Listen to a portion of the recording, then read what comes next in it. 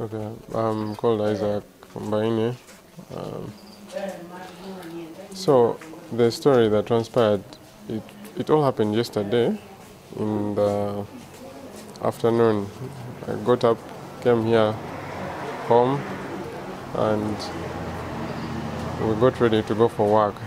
So as there are, there are normally four four boys that I work with.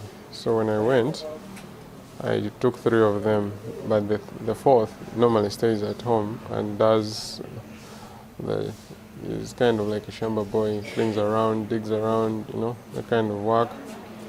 So I went for work. Then when I got back in the evening around 8:30, everything was just unusual. The security lights were off, but the interior lights were on. We found the fourth boy was missing. All his belongings were gone, and many of the doors on the inside were all locked. Even doors which are not usually locked were locked. So I went in to search the house, and I found a pile of clothes in the guest room. So when I uncovered, I found my mom lying.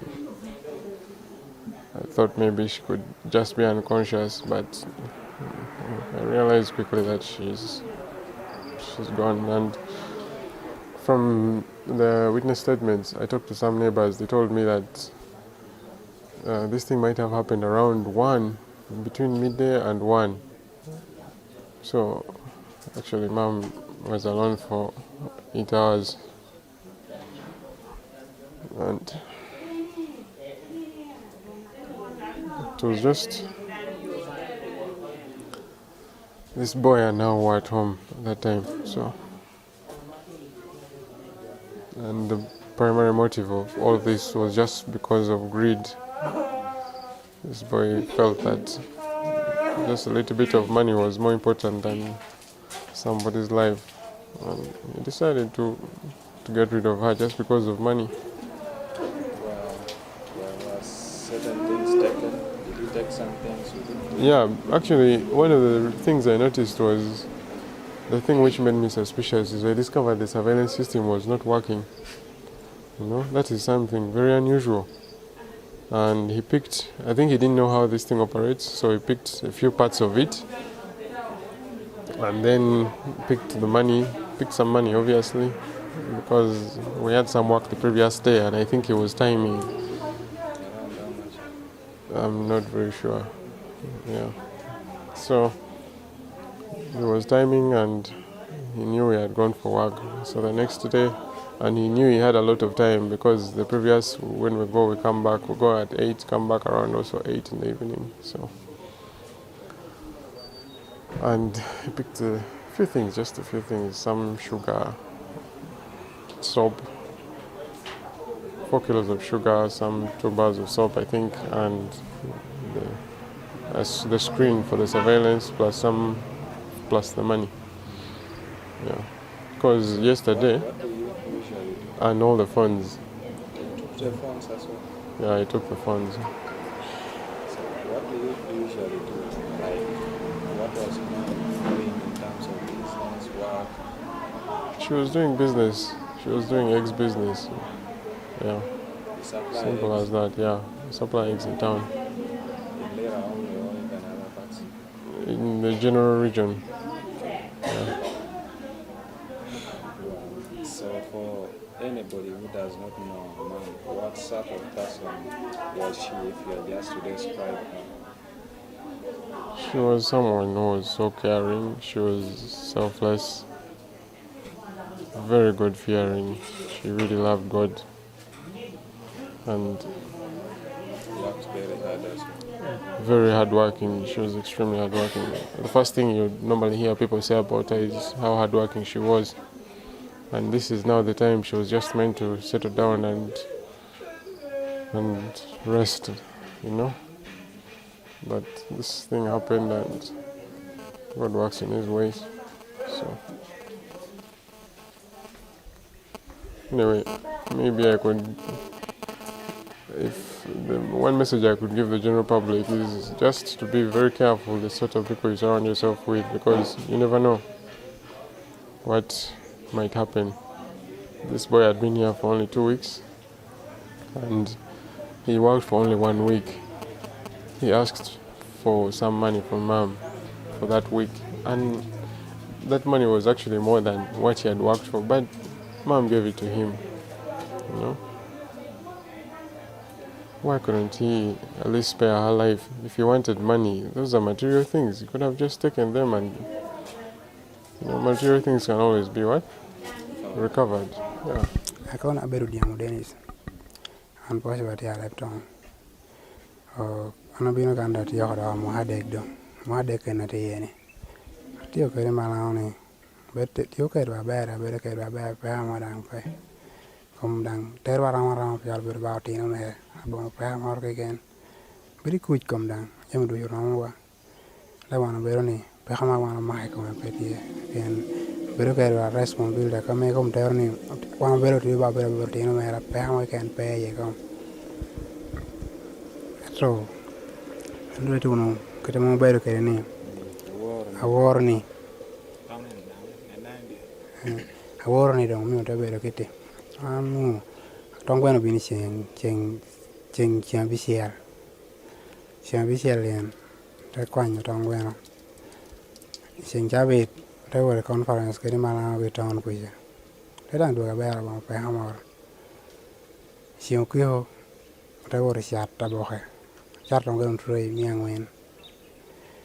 I got to be water town.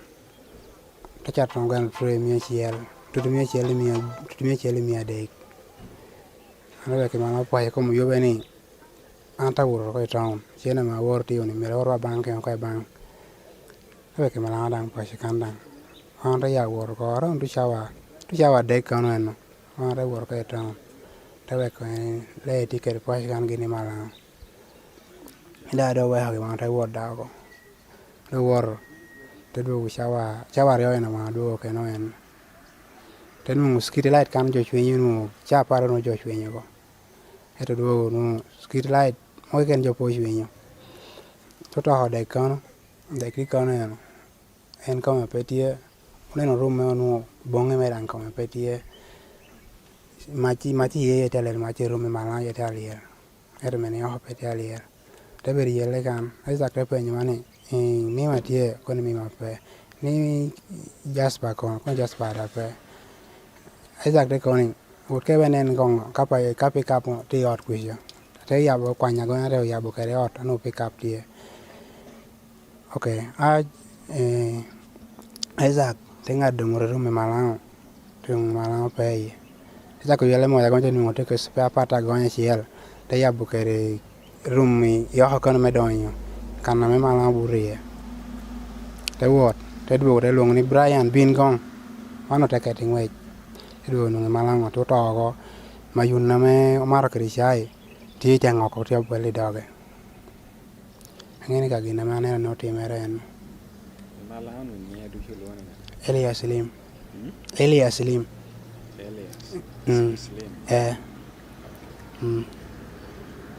So ena wo be ni ne ame joti ata mo nyer be ren te mo no bero ni no bero banga to bero kire tiene kira lera bero penia kira me bero kere bero me chamor bero ba ko bero ko mo ba ko me ko chamor ka ko ke no ling ba pagam te gamore cha inu tam da do pe kere gina me timo te me chamor gina me ka ine no pero te ringata ngata jambo ngata me mu reacting yo te mo ngame joko pero ngata me ko be mu miela chawa du je ine mati mo kanyo ba ma haba twe me tongwen ko me miela ye te ko yen ko yan no miel chon ki twen no maro ginora ke ine mangi no maro ko no maro ko era no pe maro ko udon Jasper Muame almost kapea para bon en no piario. En no binu ko na ya to yam. Te binu to ngada mo kanu. En no ti dan no ngeo ka nyingol wen nyingo ka ne wan po ngeo. no kre nyingol wen de me tishi factory kan no ka te factory no machine de be yele jo te ba lo ko en lo ko mo de be tie mana lo te ko be bi no kan mana te ga ma re bo da na ba ti ko no pro be pu ti hono dwe no po ti dwe ma ti ha Bero ngata come dito twal go ngwel ngon. ti be ro ngwel kere mo chi kom dang pe bor te. Okay, yesterday at around 9, between 9 and 10 in the evening, I was in Lira town.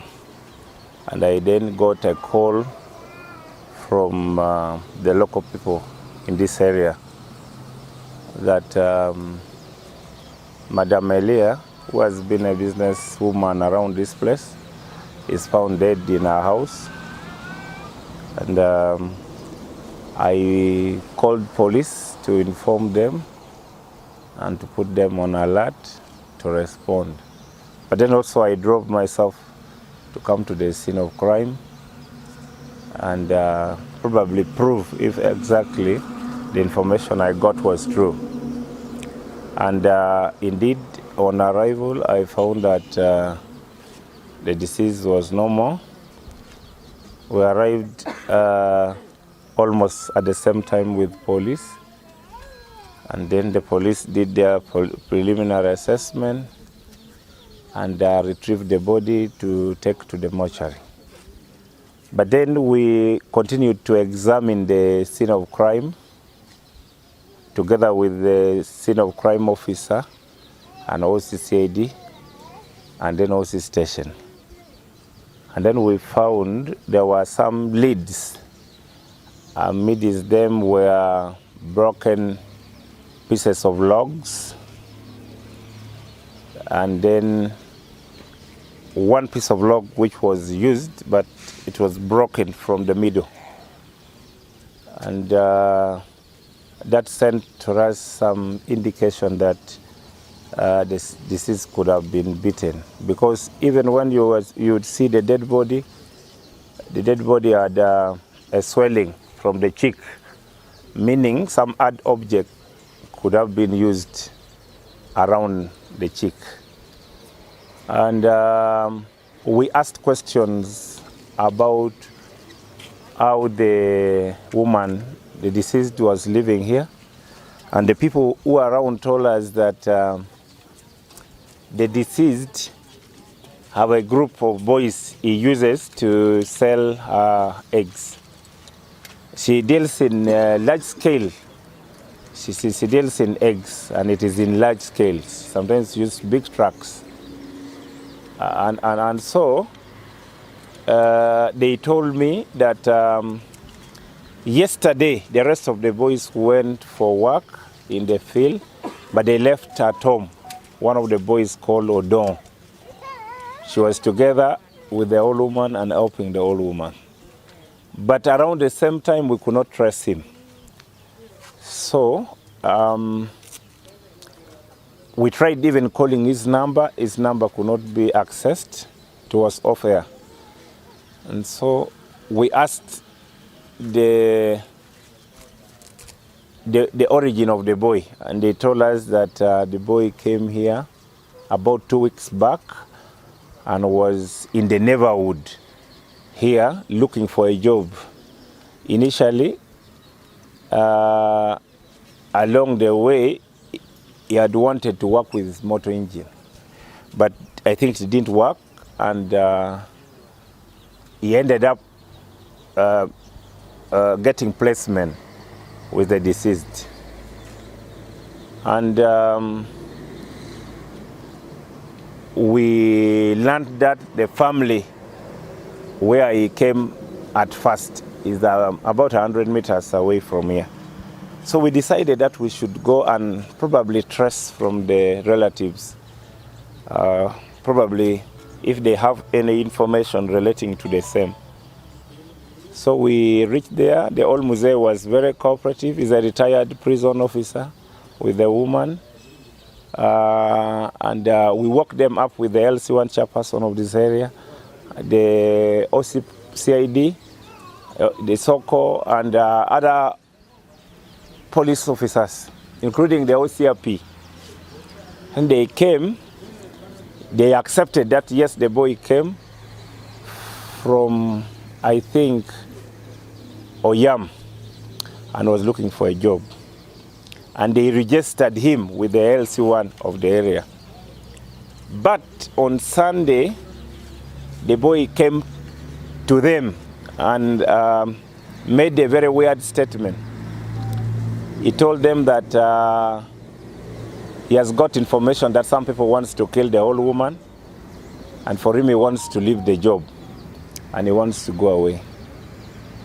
And because the old woman is said not to be paying workers. So that was Sunday when he went there.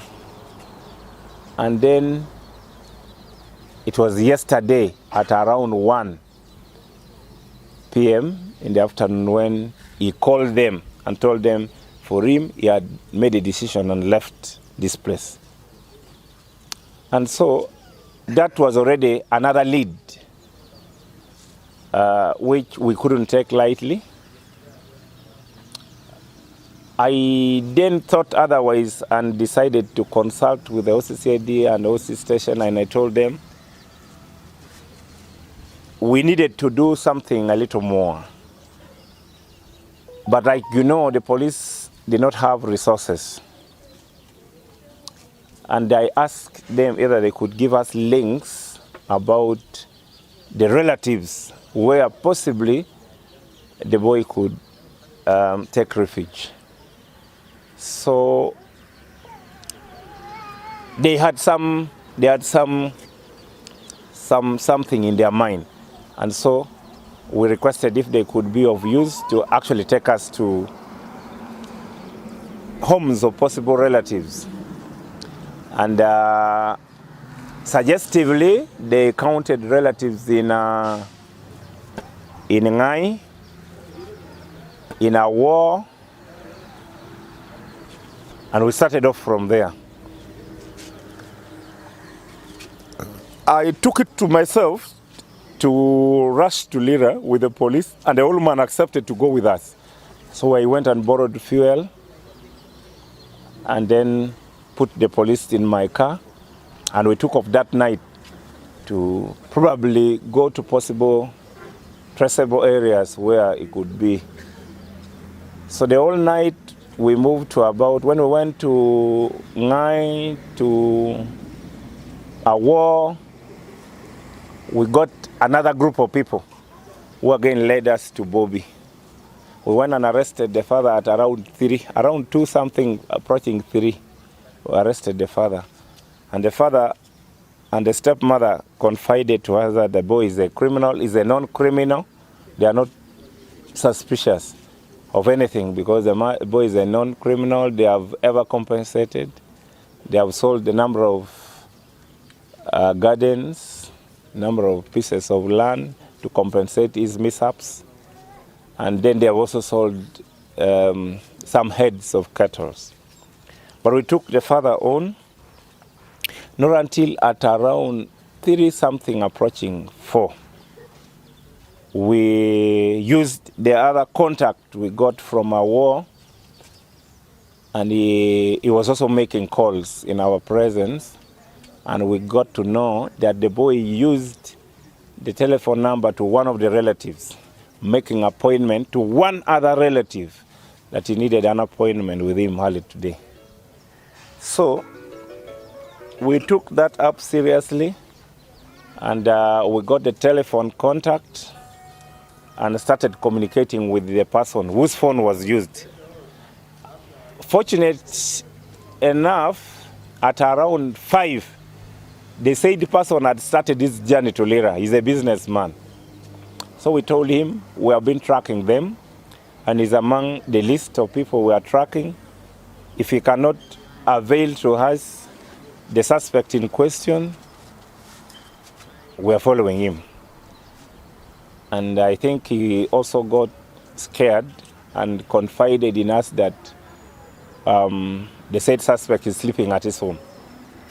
And so we took off from Bobby very fast with the police officer and the chairman LC1 of this area who went with us and the old woman. And we went to surround Minakulu, next to the health center. So when we rushed there, we surrounded the place. We got a lead. We had called some people to get around. When we arrived, we were guided and we surrounded the place. And the woman, one of the women in that home, accepted that he was sleeping inside. So he was sleeping with another boy, a younger boy. He was initially hesitating to open the door, but we used the other boy to open, including some relatives who were out. So we got him, and we liaised also with the police of Minakulu to do a thorough search. But he had left part of the luggages about 200 meters away in another building belonging to the said owner of the place where he took refuge. But when we went there to pick the luggage which he came with, which included some of his clothing, but also some of the bed sheets for the deceased. He had the screen for the CCTV camera for this old woman, which one of the workers here told us is always in the bedroom of the deceased. And he had also some 10 kilos of sugar, which he picked from here. Some about 2 or 4 liters of cooking oil. He had also made a lot of eggs, cooked eggs, and then some clothing. And then we came back to where exactly we got him, and there we discovered a big bag, big backpack, his phone. And when we opened the bag, we found 2 phones belonging to the deceased. It was identified by one of the workers here. Those are the phones to the deceased. And then in the bag, there were assortments of money in many notes form. The notes of 5,000, 10,000, 20,000, 50,000. In total, we counted with the people, and it amounted to 17,450,000. And then we also got his phone, which was off.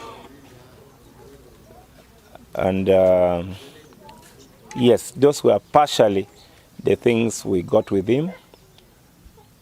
And the police with whom we went, after a thorough practical procedure of the search and signing the search documents, we brought him over and delivered him to Kole CPS.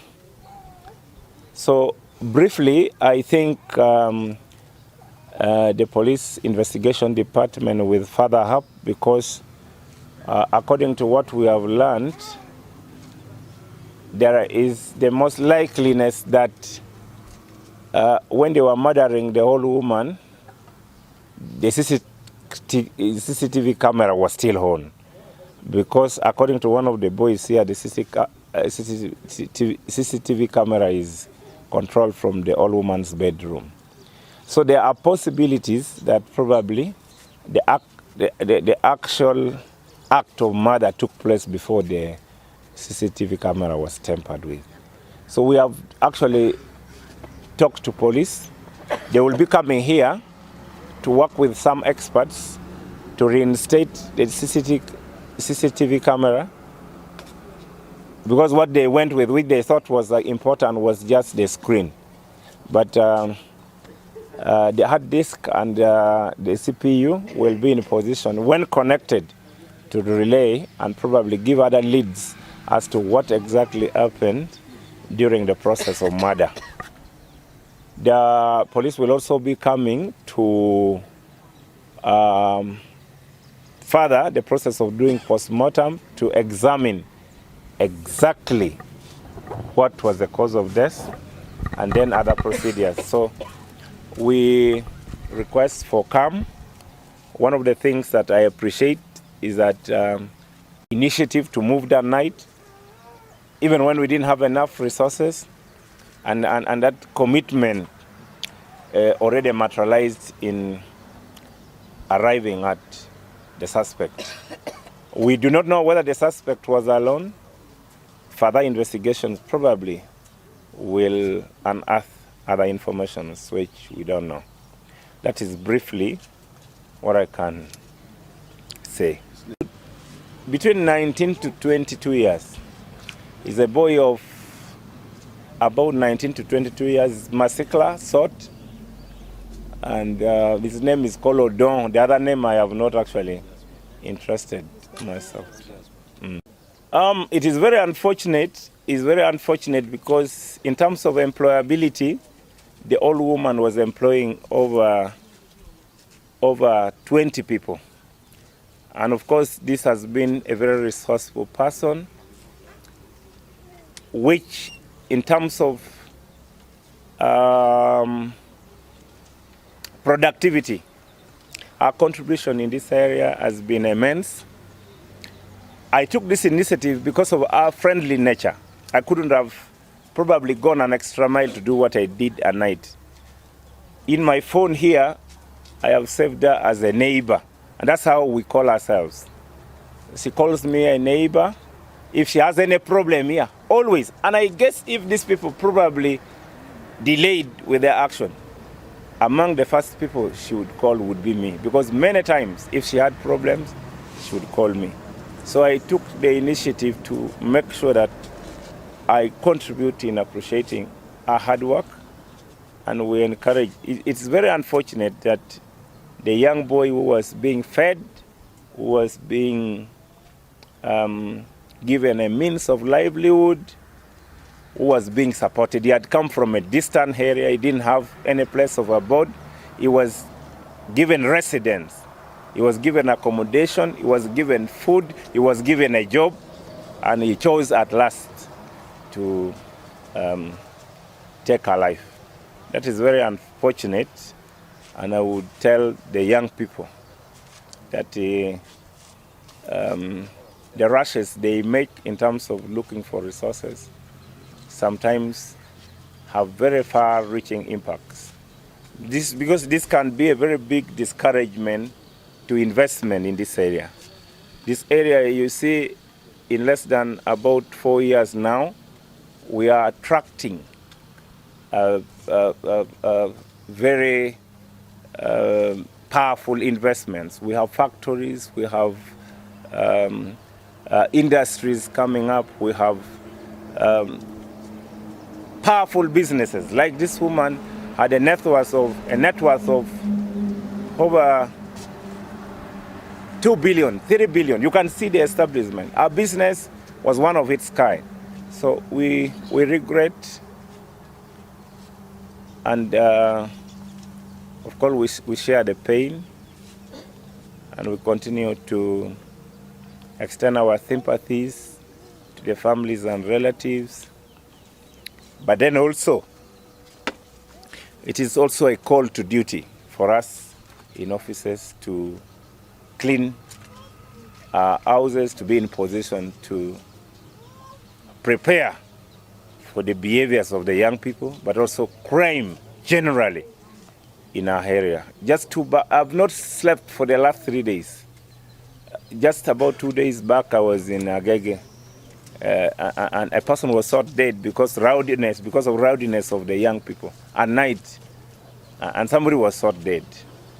About 2 months back, 3 months back, somebody was shot dead around Kona Molem at Aboke. So in terms of these indicators, we have to call our house to order, and we'll work together with the security systems to restore this place to order. And I think that is going to be a direction we will take. We have also been in the security side of It is important that individuals who engage in businesses that have more than 2 or 3 million and above get security tips and knowledge on how to manage themselves and how to deal with the people around them. And I think it is difficult. Majority of the people will think they can manage. But I will tell you, for example, the old woman here tried on her own. She had installed a CCTV camera, but also in terms of our relationship with the boys they were working with, I think he had loosened up on probably how she manages our finances, how she keeps them, because there could be attraction. Because the traceability is that these monies could have been picked from the bedroom. So keeping money more than a certain threshold in the house is dangerous. And then also keeping people in your house, people who probably have come from far and wide without your better understanding, is also dangerous.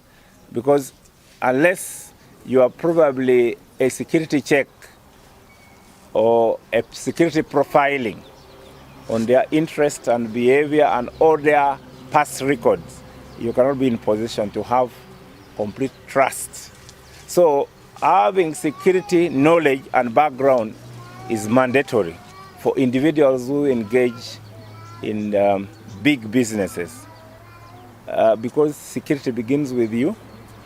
There are silent security mechanisms you can deploy as an individual to reduce this kind of risk. So I may not exhaustively say it here, but we have security systems in place and security actors who can give private guides on how people who have bigger businesses to a threshold of certain amount of money can handle themselves. So personal skills, personal security skills is important for individuals to acquire. And so that is one of the take back home lesson which I incite whoever is out there to pick up. And then also a business like this, the old woman did not have, other than the CCTV, she did not have any other form of security. And that was also another form of risk, because this is just by the roadside. She needed to at least spend some little money to have somebody paid by, through security agencies to be a watch at home here. But I think for her, she took it that everything was okay. But of course, it has landed us this far. So it is, it's a lesson that all of us should draw. Thank you. Somebody was what? And now I'm still emphasizing